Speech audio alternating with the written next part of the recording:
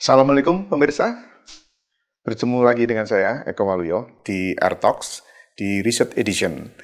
Kesempatan kali ini kita akan bertemu dengan dua orang narasumber yang sudah ada di sebelah saya, Bu Dr. Nurjanah dan juga Pak Fauzi Ahmad dari Yogyakarta nih, jauh-jauh. Dan pada kesempatan kali ini, topik yang akan kita bicarakan adalah topik mengenai riset dari Bu Dr. Nurjanah tentang bagaimana kita bisa menyelamatkan anak dari bahaya merokok. Nah, pada kesempatan kali ini, AirTalks bisa Anda ikuti melalui TV-ku, baik di saluran TV digital maupun melalui YouTube kanal TV-ku. Pemirsa, sebelumnya kita sapa terlebih dahulu narasumber kita pada kesempatan kali ini, Bu Nurjanah. Bagaimana kabarnya, Bu? Alhamdulillah, Pak. Baik. Ya, syukur alhamdulillah. Syukur alhamdulillah. Ya, Bu Nurjanah belum pernah merokok ya? Sebenarnya pernah, Pak. Oh, pernah. Iya, sebenarnya pernah. Ya, tapi kan kalau belum pernah merokok, tapi kok tahu ada bahayanya merokok, itu kan hebat ya? Iya. Oke. Kalau Pak Fauzi, ya, selamat pagi Pak. dari Jogja jauh-jauh, selamat datang di Semarang, Terima kasih, Pak. Ya. luar biasa Semarang. Ya, terima kasih sudah bergabung di AirTalks. Ya, ini sebuah kanal khusus untuk membicarakan riset-riset yang dilakukan oleh teman-teman dosen, khususnya teman-teman dosen di Universitas Dianuswantoro, dan juga tidak tertutup kemungkinan untuk teman-teman dosen di seluruh Nusantara, bahkan mungkin teman-teman dosen di luar negeri, pemirsa. Baiklah, kita mulai dengan pertanyaan untuk Bu Nurjanah. Bu Nurjanah, merokok apa memang benar berbahaya?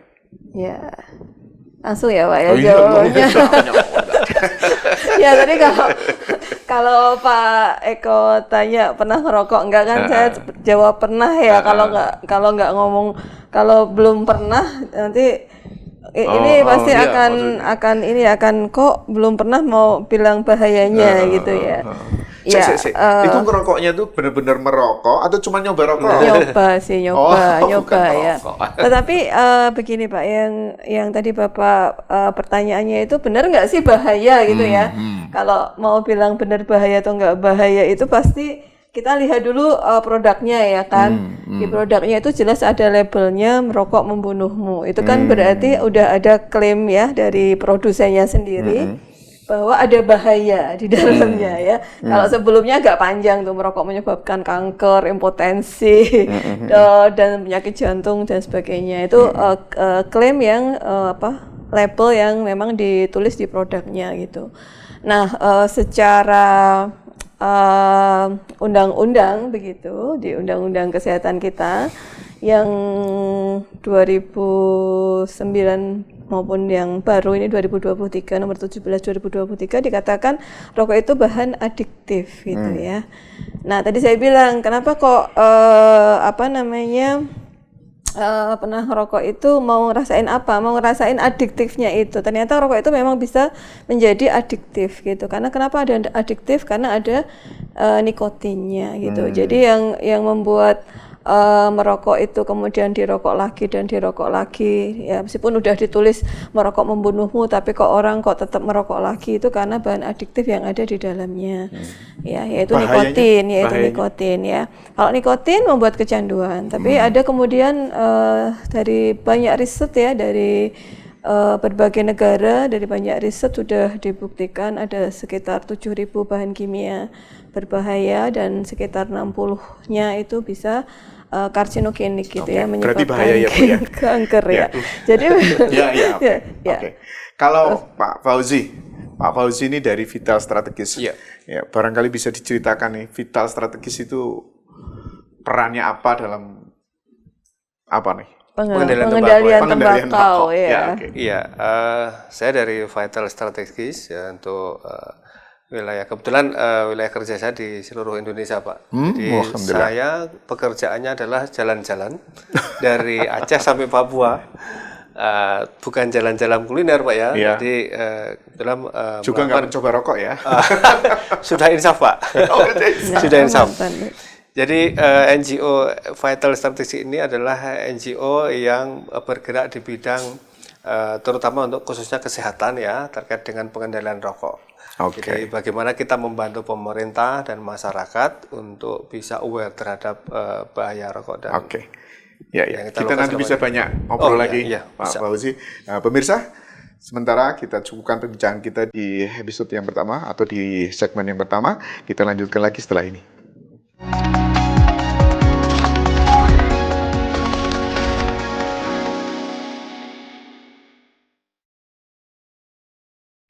Baik pemirsa, kita lanjutkan bincang kita tentang bagaimana mencegah merokok di anak, ya. Dan barusan tadi kita sudah bicara dengan Pak Fauzi. Mungkin kita bisa lanjutkan lagi, Pak. Silakan. Kira-kira aktivitas vital strategis ini yang terkait dengan pencegahan anak untuk tidak merokok itu kira-kira seperti apa? Iya, secara global komprehensif ya Pak ya, kita melakukan pekerjaan hulu dan hilir. Jadi domain di pemerintah pusat dan juga pemerintah daerah. Ada beberapa hal yang kita kerjakan terkait dengan advokasi kebijakan pengendalian tembakau, yang ini juga nanti bermuaranya dalam penyelamatan anak dari bahaya rokok. Yang pertama, di tingkat nasional kita membantu pemerintah untuk menyusun sebuah regulasi atau undang-undang terkait dengan pengendalian terkait dengan pengendalian rokok ini. Kemudian yang kedua, hal yang kita atur, yang kita support untuk pemerintah juga bagaimana kita untuk saat ini kita berjuang untuk bisa melakukan pelarangan iklan, promosi dan sponsorship secara masif yang dilakukan industri rokok, yang terutama iklan ini mau kita ban, kita larang untuk tampil di televisi dan juga tampil di internet, Pak. Karena ini yang kita kecolongan sekali. Jadi banyak sekali ketika kita buka gawe anak-anak terutama ya, setelah kemarin pandemi COVID dan mereka harus online, begitu buka HP, mereka akan melihat iklan rokok. Dan ini memang disengaja, kami juga punya riset dari teman-teman di Jakarta, ketika kita buka web itu di laptop, di komputer, dia akan nongol, tapi begitu dibuka di HP, dia akan nongol, pop-up namanya, pop-up iklan rokok. Nah ini yang baru kita berjuang untuk bisa di-ban juga di internet, melalui Kementerian Kominfo juga. Kemudian juga bagaimana kita membantu pemerintah menaikkan gambar pictorial health warning. Kalau Bapak lihat beli rokok kan ada gambar ya, orang sakit itu ya, itu kan masih separuh, 40% di Indonesia. Nah kita mau naikkan menjadi hampir menutupi semua, 90%. Fungsinya apa? Fungsinya memang bagi perokok itu mungkin pengaruhnya tidak seberapa, tapi kita ingin anak-anak itu kemudian melihat itu akan berpikir ulang. Ini studi dari beberapa negara bertahun-tahun, kita mengambil best practice dari beberapa negara, ternyata inefektif untuk menurunkan perokok pada anak-anak. Yang ketiga itu kita berusaha untuk menaikkan cukai rokok dari tahun ke tahun, Pak. Ini yang sangat penting karena selama ini rokok di Indonesia itu sangat affordable, artinya sangat mudah diakses, dibeli, bahkan bisa beli ketengan ya. Nah ini kita mau menaikkan, mendorong pemerintah untuk menaikkan secara rutin tahun-tahun sehingga rokok ini tidak terjangkau oleh anak-anak, Pak. Dan kalau di Indonesia memang mudah sekali ya. Ya mudah sekali, Pak. Bahkan kalau perlu nggak perlu beli rokok yang sudah jadi, beli rokok yang bisa dia bikin sendiri, itu juga sangat murah. Iya, sangat mudah. Ya, Pak. Selain itu kita juga mendorong seluruh kabupaten dan kota di Indonesia untuk menerapkan kawasan tanpa rokok, Pak. Ini sesuai dengan regulasi Undang-Undang Kesehatan. Banyak daerah yang sudah melakukan ya sebetulnya. Ya, kita punya 514 kabupaten kota di Indonesia, dari Sabang sampai Merauke, itu hampir 80 sudah punya regulasinya. Ada yang sudah komprehensif, artinya 100% KTR, itu sekitar 355 dan sekitar 77 itu belum komprehensif. Artinya belum diatur secara komplit. Dan sisanya belum punya regulasi, yang ini kita dorong untuk semua punya regulasi. Kayak kembali ke Bu Nurjana. Penelitian Bu Nurjana terkait pengaruh atau iklan-iklan tadi atau sponsorship atau apapun tadi yang mendorong anak untuk merokok, itu seperti apa sebenarnya penelitiannya Bu Nurjana? Jadi ceritanya kami mulai penelitian itu dari kualitatif gitu ya. Jadi melihat fenomena di masyarakat. Waktu itu saya mulai dengan FGD gitu, dengan anak-anak SD begitu nanya. Pertanyaannya misalkan ketika dia melihat iklan rokok, lihat ya. Jadi 90% anak itu melihat iklan terutama yang paling banyak itu di outdoor sebenarnya, outdoor ya, di baliho-baliho. baliho, di banner-banner Ya, gitu ya. Kemudian yang selanjutnya di televisi dan di Anak-anak internet. paham Dan itu mereka paham, Pak. Jadi ketika ada tulisan yang misalkan ada tagline apa itu paham. Nah, ada gambar yang misalkan gambarnya orang terbang atau orang loncat, itu mereka bilang, ya itu Gara-gara saya pengen enggak gitu. Saya pengen kayak itu. Saya pengen bisa kayak Bisa terbang gitu ya. gara-gara Saya merokok pengen gitu. bukan ngomongnya gitu. Saya pengen seperti itu gitu. Tapi sekarang saya nggak bisa, bilangnya gitu. Sekarang saya nggak bisa. Nanti kalau saya bisa, saya pengen seperti itu gitu. Apa ya? Nah, Hubungannya apa ya? hubungannya begini juga ya, di rokok ini juga ada sesuatu yang unik ya, karena orang tua di Indonesia bilangnya kamu masih kecil nak, belum boleh rokok. Nanti kalau kamu besar, Boleh ngerokok. punya uang, nanti boleh rokok gitu. Itu secara kultural begitu. Jadi dalam pikiran anak-anak ini memang mungkin iklan ini secara sengaja itu seperti itu. Jadi memang di iklan rokok itu tidak boleh ada tampilan anak-anak kan, tapi dia menampilkan sosok yang diingini anak-anak, yang kata anak-anak SD itu ekstrim. Anak-anak itu suka yang ekstrim gitu, yang wow. Saya gitu. tuh ngelihat sesuatu yang aneh malah di sini. Iya, Orang tua itu malah jadi agent untuk anaknya merokok ya. Ya ternyata seperti itu Pak. Maksudnya ternyata mungkin dia itu cara melarangnya itu yang mungkin Apa mungkin orang tua itu punya pikiran kalau dia beli rokok semakin banyak semakin murah barangkali ya, terus mau dibagi sama anaknya. Enggak gitu juga sih, tapi Nah, apa itu sebetulnya? Kemauan jadi, orang tua membuat anak boleh merokok. Iya, tapi kan orang tua biasanya bilangnya nanti kalau udah besar boleh. Nah, itu yang jadi niat Pak. Kalau dalam bahasa perilaku itu membuat anak memunculkan niat. Oh iya, nanti saya udah gede, nanti saya punya uang sendiri gitu. Sampai anak itu sebenarnya belum punya uang sendiri karena dia dapat uang saku ya. Di Semarang ini kan rata-rata uang saku sekitar 3.000 sampai 5.000 ya anak SD itu. Mereka ngumpulin uang itu. Ini kasus Pak yang saya temukan di Semarang Utara Pak. Jadi ngumpulin uang barengan, terus beli rokok di depan sekolahnya waktu itu. Kemudian ditanya kan, kadang dia nggak ditanya, kebanyakan anak tuh nggak ditanya beli rokok ini mau dirokok sendiri apa dirokok siapa gitu. Tapi kebetulan waktu kasus itu dia ditanya, ini buat siapa? Terus dia ngakunya disuruh Pak Guru gitu. Jadi jangan-jangan Pak Gurunya juga pernah menyuruh anak-anak itu membeli rokok. Jadi itu sesuatu yang biasa di tempat kita, bahwa orang tua menyuruh anak membeli rokok, kemudian penjual juga membiarkan anak mendapatkan rokok, bahkan dengan ketengan tadi yang dikatakan Mas Fauzi. Di Indonesia atau khususnya di tempat Bu Nurjana melakukan penelitian Indonesia, itu Pak, sangat secara permisif, ya kan? Iya. Menimbulkan suasana yang kondusif, Iya. ya kan? Iya. Untuk anak Iya. belajar merokok. Iya. Lalu Pak, yang satu lagi tentang terkait dengan produk ya. Jadi rokok itu kalau di tempat kita, kalau di negara lain tuh nggak bisa tuh kita dapat rokok di warung Iya, gitu, kan nggak sama mungkin. tadi pernyataan saya. Ya kan? Iya. Suasananya itu kondusif untuk membuat anak merokok. Betul Pak. Jadi rokok itu disandingkan dengan permen, disandingkan dengan snack, disandingkan. Ketika mereka mau beli snack langsung lihat rokok. Itu gitu. di toko, Iya. di tempat hajatan itu malah jadi suguhan. Iya betul. Jadi apalagi memang sengaja diletakkan di tempat yang selalu dilihat, misalkan di belakang kasir itu secara produk. Kemudian secara iklan juga begitu. Jadi sengaja dia ditempatkan. Ini hasil riset saya ya Pak ya. Ya, Jadi riset saya di Kota Semarang itu mengambil titik-titik iklan rokok hampir 3.500 titik iklan rokok di Kota Semarang. Kemudian kami overlay Pak. Jadi titik iklan rokok ini kita ambil dari mulai jalan besar, jalan kecil gitu ya, di 16 kecamatan yang ada di Kota Semarang. Kemudian kami overlay dengan titik sekolah. Ya, jadi kami nggak sengaja ngambil sekolahnya ya Pak, di overlay aja pakai geopoint gitu. Ya, pakai GPS geopoint. Kemudian setelah itu ternyata di dekat sekolah itu density-nya lebih tinggi daripada di yang lebih jauh dari sekolah. Itu tempat iklan rokok. Iya, tempat-tempat iklan rokok. Nah, ini indikasinya adalah memang ada. Tapi pernah tanya nggak sama produsen yang masang iklan, itu disengaja atau enggak? Ya kalau tanya langsung sih tidak bakal dijawab ya, saya kira ya.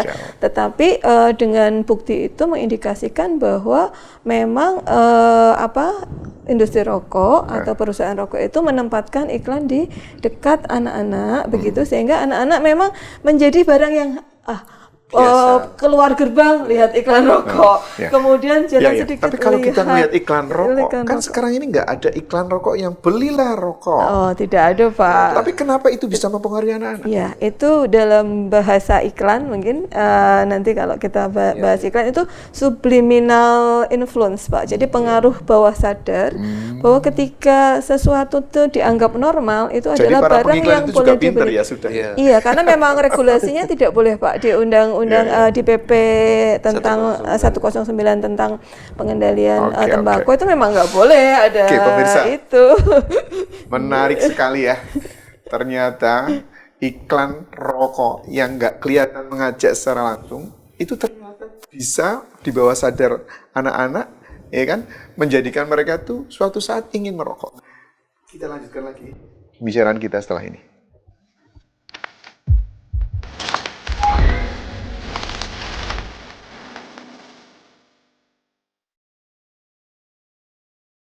Baik pemirsa, kembali dalam Bincang AirTalks Reset Edition. Dan tadi sudah sangat menarik ya apa yang disampaikan oleh Bu Nurjana. Jadi ternyata iklan-iklan outdoor rokok itu berimpitan dengan tempat-tempat sekolah anak. Dan ini ditengarai mempunyai potensi memikat hati anak-anak.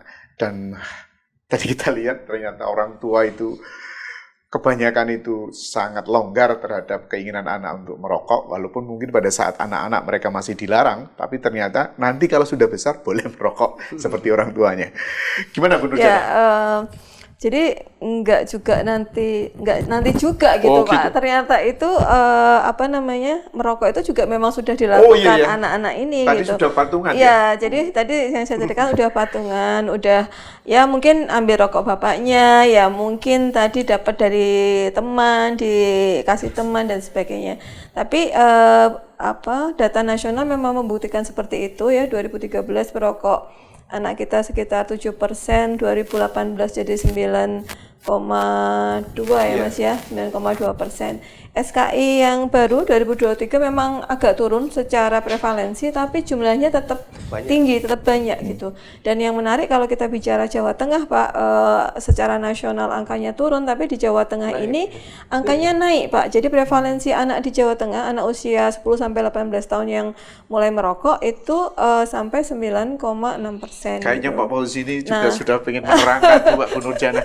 Kira-kira gimana Mas Fauzi? Benar nih yang dibicarakan Bu Nurjana? Benar, Pak. Jadi kalau nasional memang ada sedikit penurunan, cuma memang ketika kita capture by daerah, by provinsi itu memang di Jawa Tengah still high, Pak. Jadi ini keprihatinan kita bersama dan ya mungkin lewat diskusi-diskusi kayak gini kita bisa memberikan influence pada pengambil kebijakan, Pak ya, sehingga ada kepedulian lah terkait dengan bahaya yang tapi mungkin yang duduk kita di sini ini kan orang-orang yang tidak setuju merokok. Iya. Kalau ada orang-orang yang ternyata tuh sangat ingin rokoknya laku itu, kira-kira pendapat mereka itu bisa dihentikan dengan cara bagaimana ya? Gini Pak, kebetulan kita kan bermitra, berpartner dengan berbagai macam peneliti universitas ya, termasuk Bu Nurjana ini. Kita pernah melakukan riset di Temanggung. Kita kumpulkan petani-petani tembakau. Ya, mereka punya kepentingan. Mereka punya kepentingannya. Ketika kita tanya, Bapak Ibu, Anda seorang petani tembakau, betul Pak, sudah lama. Pertanyaannya cukup sepele. Apakah Anda membolehkan anak Anda itu menjadi perokok? Hampir 95% menjawab tidak. Kami tidak ingin anak kami menjadi perokok. Tapi tadi kata Bu Nurjana boleh kalau sudah besar. Itu pandangan orang tua yang generasi mungkin baby boomers ya. Kalau generasi yang sekarang itu agak sudah berbeda, Pak. Jadi kesalahan pemahaman kayak itu yang mungkin perlu kita sampaikan juga kepada setiap sosialisasi dan edukasi ke keluarga terutama ya. Nah, ini yang menariknya gini, Pak. Ya, terkait dengan kalau industri rokok dilarang iklan. Ya, tentu mereka akan melawan. Jadi intinya bisnisku kok diutak-atik. Kita juga melawan. Loh, ini kami memperjuangkan supaya anak-anak generasi ke depan itu tidak menjadi perokok yang nantinya akan berpotensi menjadi yang kehilangan segalanya. Jadi kalau orang dari industri rokok masang iklan, remaja saat ini adalah masa depan bagi kami gitu loh. Betul. Ngunduhnya itu nanti Pak, Ya, setelah betul. mereka menjadi perokok pecandu, dulu. ya. Artinya iklan menjadi mereka itu kan pecandu. nggak cuma buat anak, yang doya saya dapat, yang anaknya juga dapat. Iya, gini Pak, Pak Eko ya.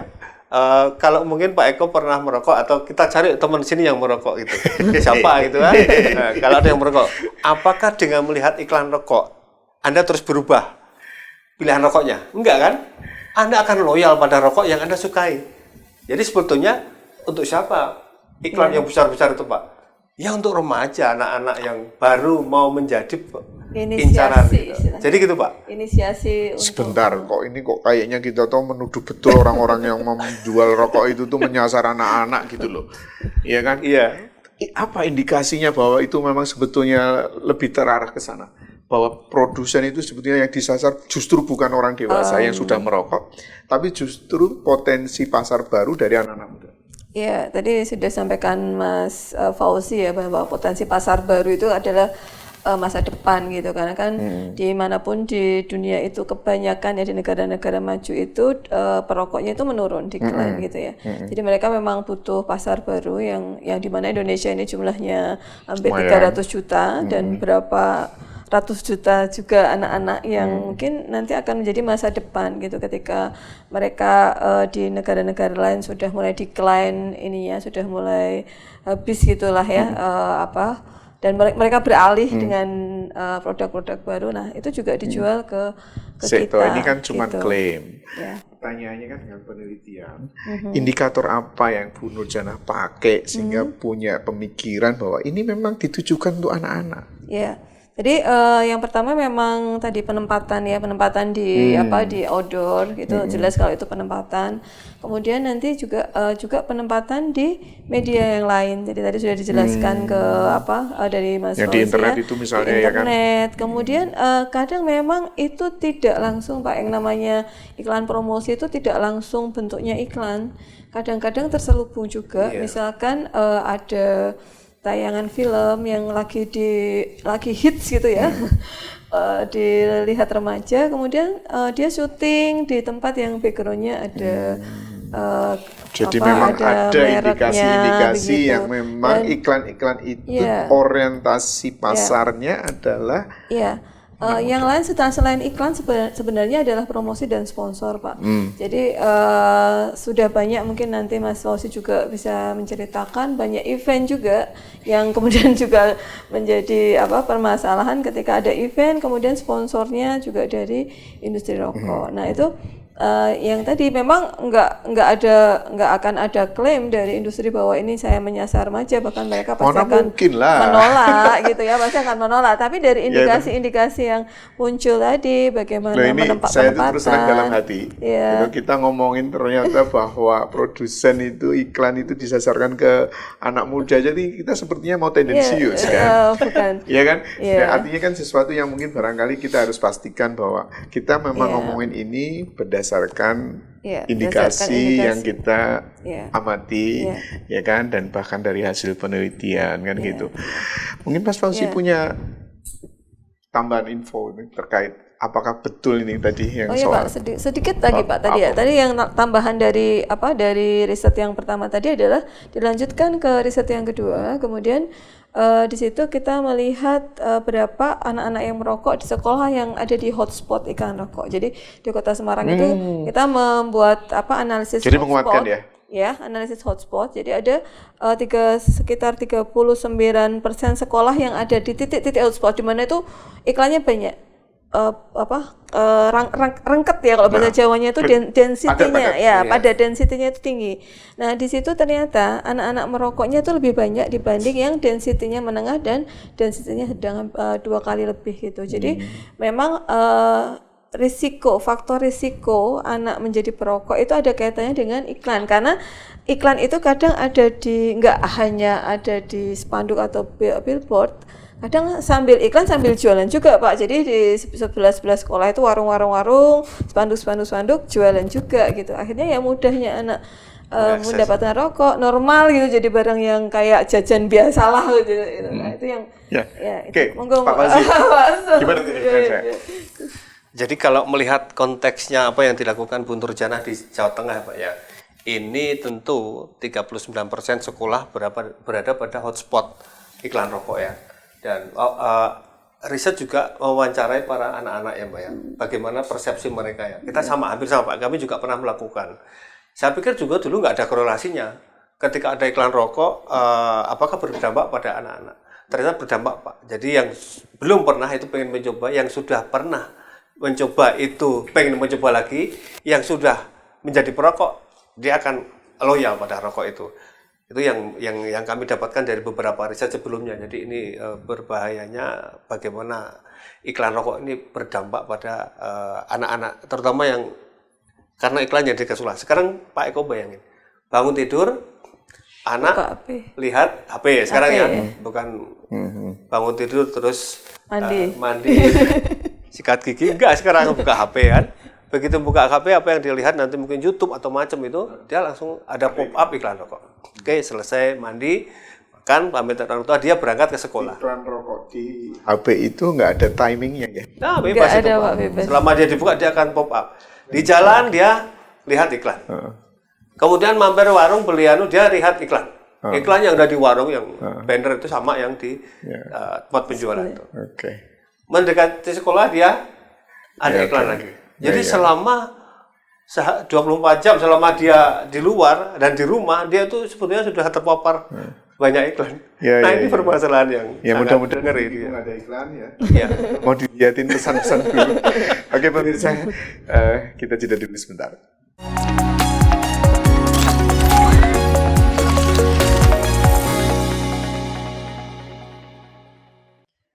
Pemirsa, kembali dari jeda pesan-pesan yang disampaikan TVku, kembali di Bincang Air Talks Research Edition.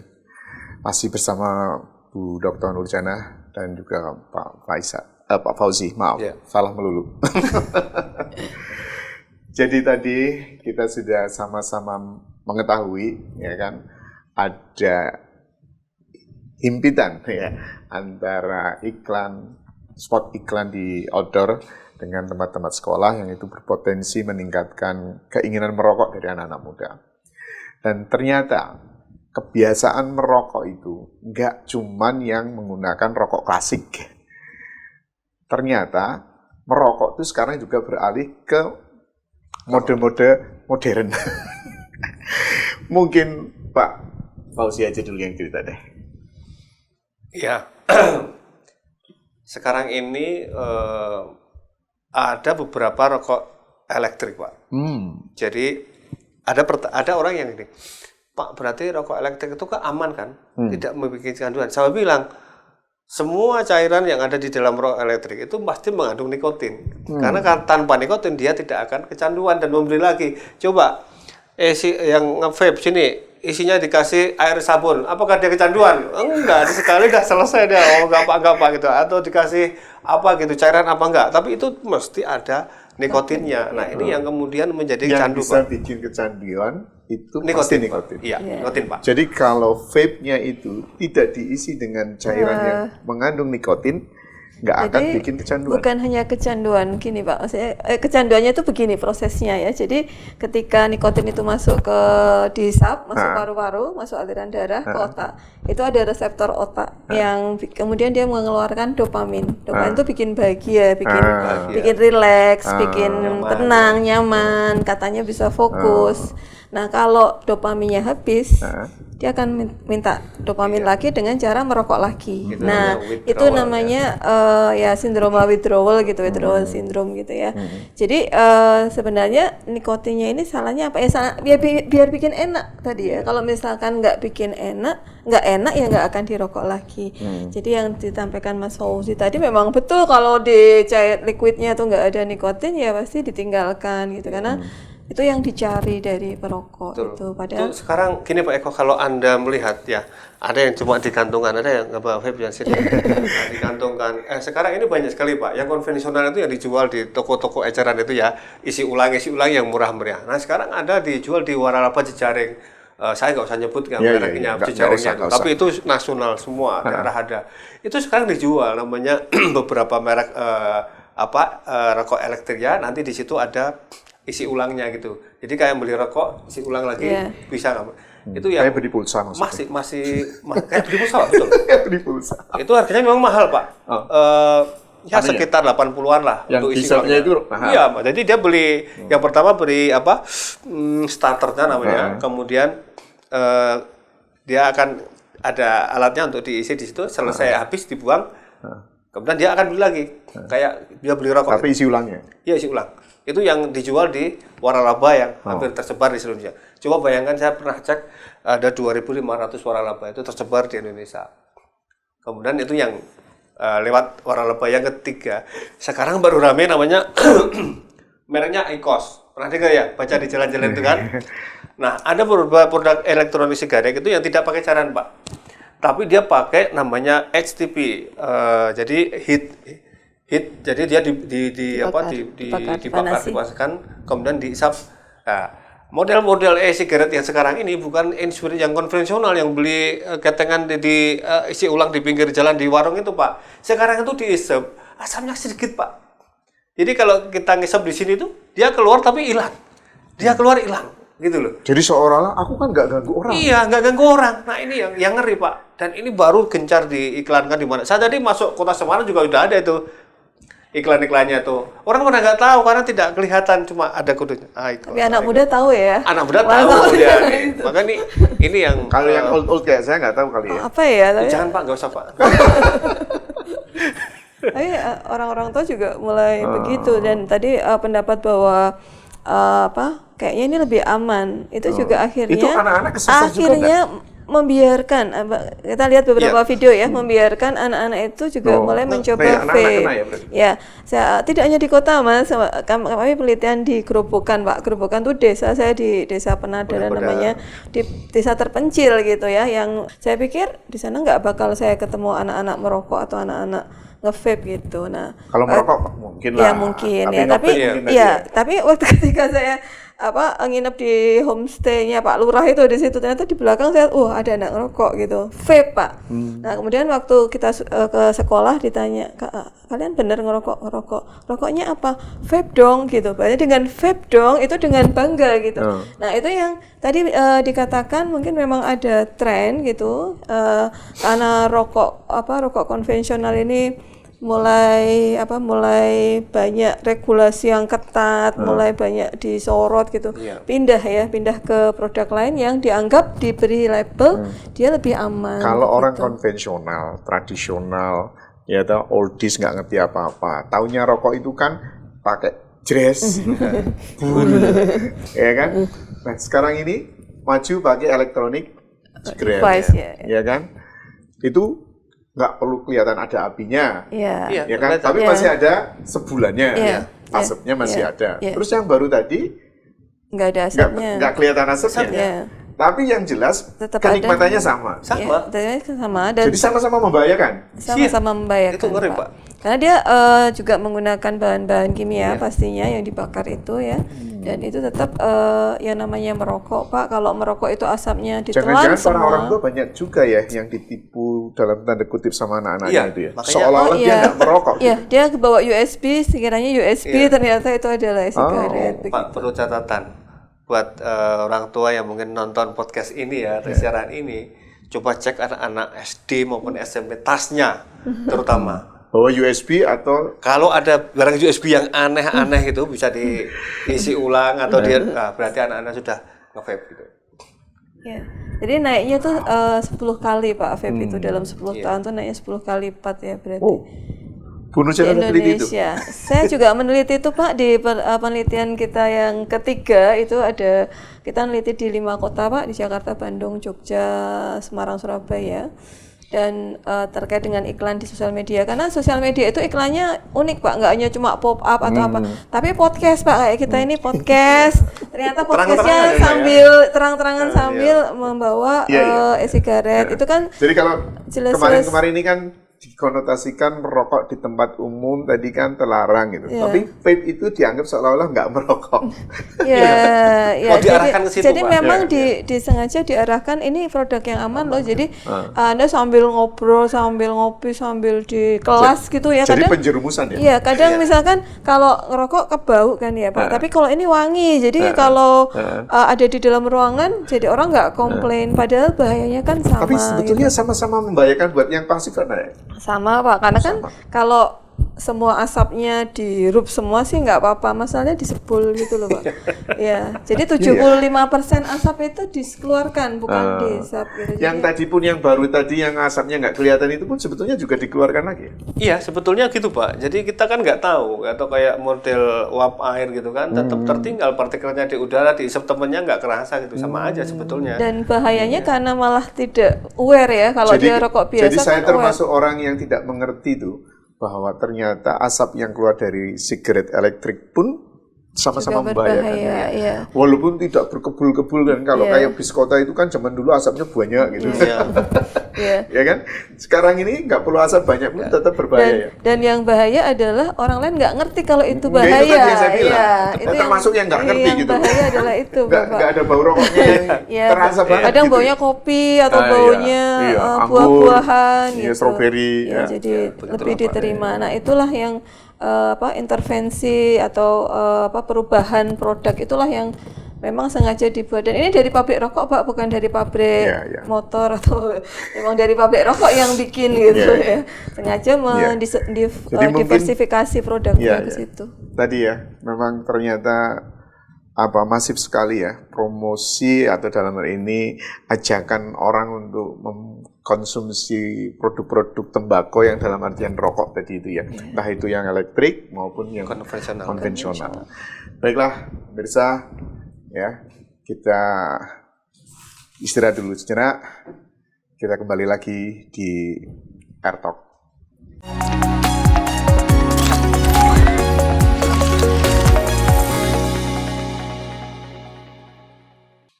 Pemirsa, kembali ke AirTalks Research Edition. Bu Nurjana, Pak Fauzi, ya kita sampai di segmen akhir di bincang-bincang kita. Sudah banyak yang kita bicarakan, ya kan? Ternyata produsen rokok, bahkan orang-orang perokok itu cenderung mencari pengikut, ya kan? Cenderung mencari pengikut. Dan kalau kita tanya pasti bilangnya, oh enggak, kita cuma sekedar pasang iklan. Tapi sebetulnya mereka ternyata punya strategi, ya kan, yang setelah diteliti oleh Bu Nurjana, punya dampak yang signifikan meningkatkan minat merokok di anak muda. Ya kan? Oke. Silakan disimpulkan apa yang ingin ditambahkan. Ya. Baik, terkait dengan iklan tentu saja saya berharap iklan rokok itu nggak ada ya seperti di negara lain ya. Jadi di negara lain mau sampai dari negara maju sampai negara yang miskin pun di Asia ini nggak ada yang ada iklan rokok di luar ruang maupun di televisi atau di media digital dan yang lain. Jadi saya berharap pemerintah punya regulasi yang kuat ya terkait dengan pelarangan iklan, itu yang pertama. Yang kedua, memang faktor lingkungan menjadi faktor yang penting ya terkait dengan perilaku merokok anak-anak. Jadi memang bagaimana inisiasi itu jangan sampai dari awal gitu ya, inisiasi dini merokok itu jangan sampai didapatkan dari lingkungan, selain iklan juga lingkungan di rumah begitu. Kemudian memang tadi kita bicara, wah rokok itu kan enak ya, gimana menghentikan itu sulit memang, betul ya. Tapi kita bisa mengatur. Nah kalau di pengendalian tembakau ada namanya kawasan tanpa rokok begitu. Kenapa di sini boleh, di sana nggak boleh, itu supaya melindungi orang-orang yang tidak merokok dari paparan asap rokok, termasuk anak-anak, karena paparan asap rokok pada anak itu sangat tinggi ya, di atas 60-70% ya, di tempat umum, di rumah apalagi gitu. Jadi paparan asap rokok ke anak-anak itu tinggi. Jadi kesadaran bahwa menerapkan kawasan tanpa rokok ya, terutama di tempat-tempat yang memang banyak orang ya, ada 7 tempat kalau kita lihat di undang-undangnya, di tempat umum, tempat pendidikan, tempat kerja, tempat ibadah, angkutan umum, ya tempat layanan kesehatan, transportasi umum itu memang diatur supaya free dari orang merokok. Nah, bagaimana hak perokok? Ya silahkan merokok, tapi jangan di tempat-tempat yang tadi yang sudah ditetapkan sebagai kawasan tanpa rokok, sehingga nanti anak-anak ya, orang yang tidak merokok, wanita hamil ya, dan semua orang yang tidak merokok itu tidak kena asapnya atau akibat dari orang perokok itu, Pak. Jadi harapan kami sih memang begitu. Pak Fauzi barangkali pasti ada yang mau ditambahkan juga, terutama bagaimana kita mencegah nggak terlalu banyak lagi perokok. Gini, kalau saya konteksnya kan berdasarkan hasil riset yang tadi disampaikan Bu Nurjana di Kota Semarang, Pak. Kita nggak usah jauh-jauh mikir di Semarang. Anggap saya orang warga Kota Semarang ya. Dari hasil apa yang disampaikan Bu Nurjana ini terkait dengan paparan iklan rokok yang begitu membombardir semua tempat. Kami tadi juga sudah muter-muter melihat bagaimana besarnya baliho-baliho yang ada di kota. Ini kami cuma satu, Pak. Riset ini bisa menjadi policy brief atau menjadi bahan yang bisa disampaikan ke pemerintah Kota Semarang. Kita akan bertemu dengan wali kota ataupun pejabat wali kota kalau baru ada pergantian, kemudian semua stakeholder yang ada di pemerintah daerah Kota Semarang, kemudian juga tokoh-tokoh masyarakat, akademisi harus tahu ini, dan mari kita bersama-sama mendorong pemerintah daerah, khususnya Kota Semarang, untuk membuat regulasi perda atau perwal untuk melarang semua iklan yang ada di Kota Semarang ini. Ini target kami, Pak. Target kami berharap ke depan 1-2 tahun ini Semarang bisa menjadi kota yang luar biasa dengan zero iklan, Pak. Ini baru kita merubah peradaban. Siapa tahu jadi pionir ya. Iya, Pak. Harus di Jawa Tengah kita ingin menjadikan Kota Semarang menjadi kota yang role model penerapan kawasan tanpa rokok dengan melarang semua iklan yang ada di Kota Semarang menjadi zero iklan. Baiklah.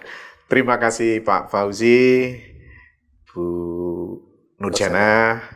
Kita sudah berbincang banyak tentang betapa iklan rokok ternyata mendorong anak-anak muda menjadi perokok di masa depan, ya kan? Dan kalau bahayanya merokok sih kita nggak banyak bicara ya, tapi yang jelas di ruangan ini, ya kan, banyakkan dari kita menyadari bahwa rokok itu bukan sesuatu yang bisa membuat kita aman dari sisi kesehatan, ya kan?